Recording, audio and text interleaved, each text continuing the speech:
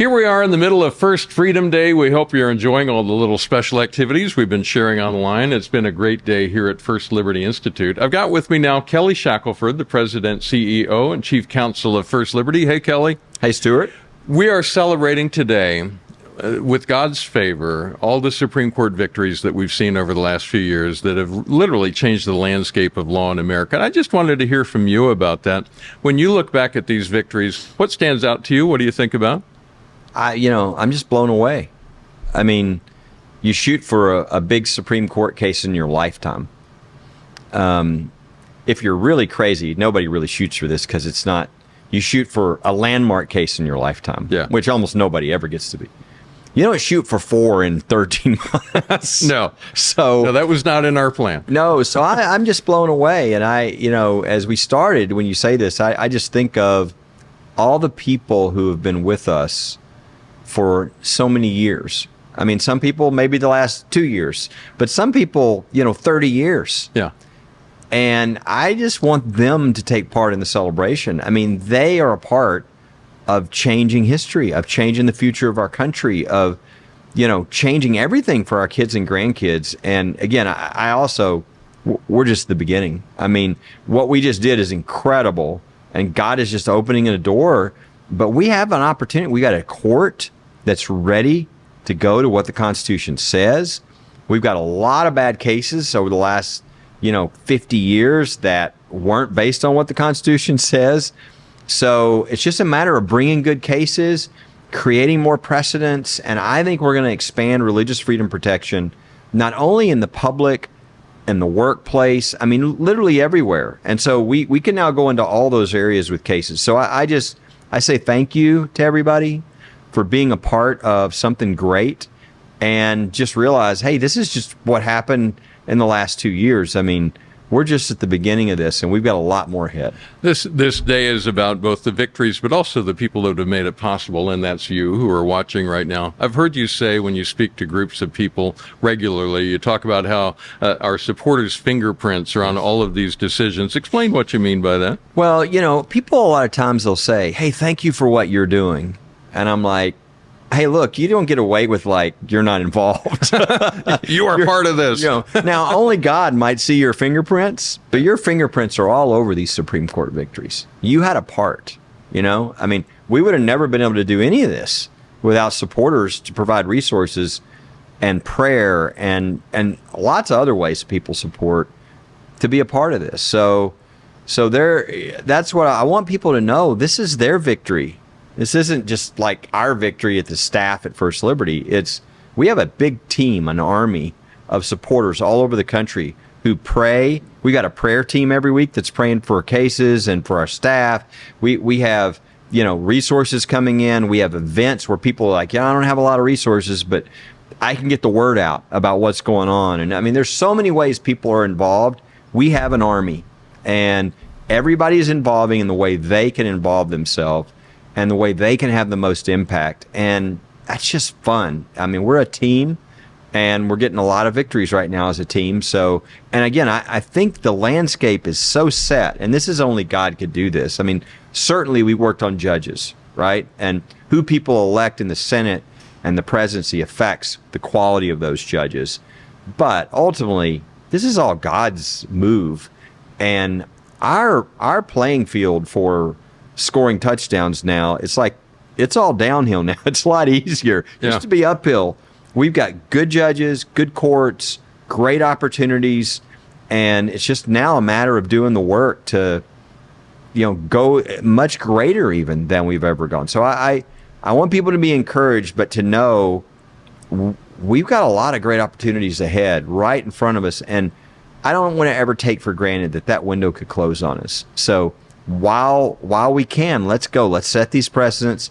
I think we can set the next 20 to 30 years for our kids and our grandkids with just writes what is in front of us right now. I don't want to get down in the weeds, but I would like you to explain for regular people like me how these cases have changed how the courts look at religious liberty law. What's different now, as explained for someone who's not a lawyer, who's just trying to understand it? Well, I can give two quick examples. One is the Coach Kennedy case.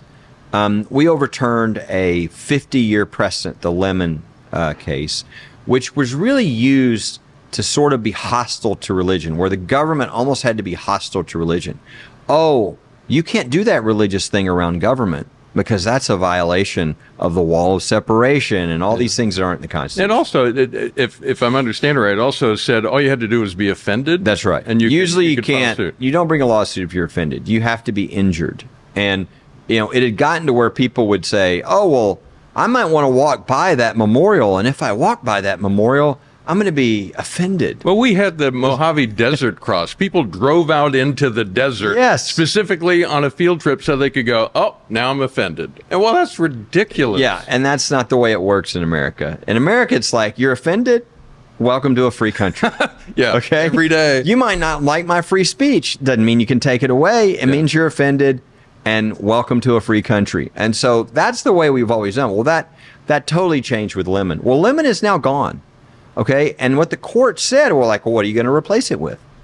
Well, we're going to replace it with what they said is history and tradition. Okay. In other words, is this a religious practice that's been a part of our history and our tradition as a country? If so, it's presumptively constitutional. You can't just come in and try to wipe out. And that's a quote, right? Presumptively constitutional. Yes. It's right out of the decision. And so think of what that's causing people to do, including us, but everybody now. What is our history? What is our tradition going back to the founding of the country about religious freedom? When we had Quakers and Baptists and Congregationalists, and boy, religious freedom was important. It was core to and who we are as a proclamations country. from the president for national days of Thanksgiving. So as we're rediscovering who we are as a country, and there are people that are trying to take us in a very different direction. Meanwhile, we in the courts are moving us back to who we really are, a place that is really built on religious freedom and the exchange of ideas. And so that is a very different approach. Similarly, in the workplace, most people spend most of their waking hours in the workplace. If they don't have religious freedom there, they don't have religious freedom. And we really haven't had much religious freedom there until our victory in the Groff case, which totally reset the standard that now every person of faith who works has protection at a high level. And we were getting to the point where if you're in a Fortune 500 company, you can't be open about your faith or your career is going to be impacted. Not anymore. That's illegal. That's major. So now the court, we don't have any cases on this new standard yet. So guess what's going to happen? We got to make the case. We're going to have these cases. We're going to have to set the standard. But the court is they're looking at this totally differently from now on. Not just the Supreme Court, the district court judge, the Court of Appeal, all of them. Okay. And so it's the same under the Coach Kennedy case and Lemon and all of the approach of religious practices. It's the same in the workplace. So everything has changed in a really positive way. And we're just at the beginning of this. I want to finish up by talking about you. I'm here because I have a background in media. I was a TV guy, but I also had a background in ministry, and I wanted to do both, and that led me into the nonprofit world where now I'm at First Liberty doing media, and it's my ministry as well. You kind of have that same background, right? You were interested in both the law and also in serving. Yeah, I knew what my gifts were just growing up. I mean, it was analytical thinking and speaking. And my original thought was, gosh, I either need to be a pastor or a lawyer. And, as I really analyzed my DNA, I thought, I really think justice is such a core, compelling issue for me that I lean more towards the law, and that's where I should be. Yeah.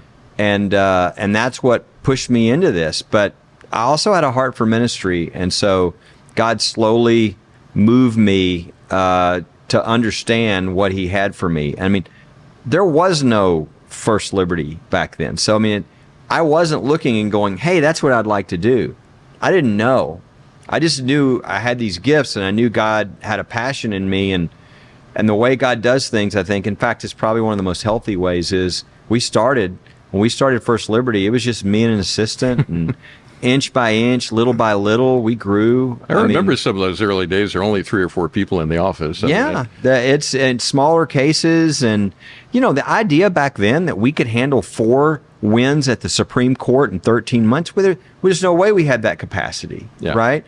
And it was one of those things, and people understand this when they hear this, if they run a business, have a small business. It's one of those things where if you leave on vacation, you can't, because you're never on vacation, right? Because you're needed.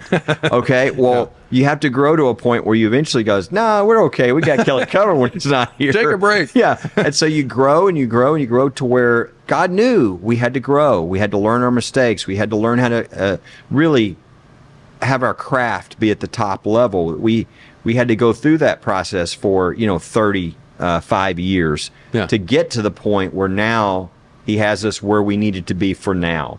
And so it's fun to watch what God's doing, and the fact that we get to be a part of changing history, of changing the future of the country. How much fun is that? I mean, it's what a privilege that we get to live in this time where we can really make a difference for the future. I want to give you 30 seconds to look right in the camera and say thank you to the people that make it possible for us to sit here and have this conversation. Yeah, as I said, we're a team. So, don't ever get that thought in your mind that, boy, I like what you guys are doing. No, it's what we are doing.